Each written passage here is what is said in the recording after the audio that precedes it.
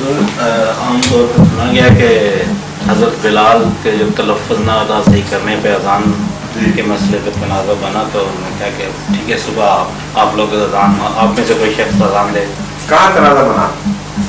یعنی واقعہ کی روز کے یہ ہے کہ کیا کہ صحابی جو تھے انہوں نے حضور سے، حضور پاک سے شکایت کی کہ ان کا تلفظ درست نہیں ہے. اچھا، پھر تو اذان جو ہے وہ یہ درست نہیں دیتے. اچھا، تو حضور نے فرمایا کہ ٹھیک ہے یہ کل سے اذان نہیں دیں گے، یہ صبح کوئی اور شخص اذان دے.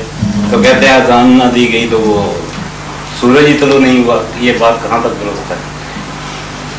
آپ مان رہے ہیں ان باتوں کو؟ نہیں، یہ نہیں مانتے. اس کے سوال کی حقیقت یعنی سچائی یا سچائی اسے ضرور مانگے. یہ بالکل جھوٹا قصہ ہے. بالکل. یہ عموماً جو قوال لوگ ہوتے ہیں، قرآن کریم کہتا ہے کہ ہم سورج اور زمین کی رفتاروں کو ہم نے مقرر کیا ہے، اور قیامت تک جب تک جو خدا نے وقت مقرر رکھا ہے ان کے اندر ایک ذرہ بھی فرق نہیں پڑ سکتا. تو قرآن کے خلاف جو بات ہے وہ تو ویسے ایٹم کے خلاف بات ہے کہ یہاں قرآن کے بھی خلاف ہے، کھلی آیت کے خلاف. لیکن وہ جو اس چیز کو بیان کرتے ہیں واقعہ کو، وہ تو ان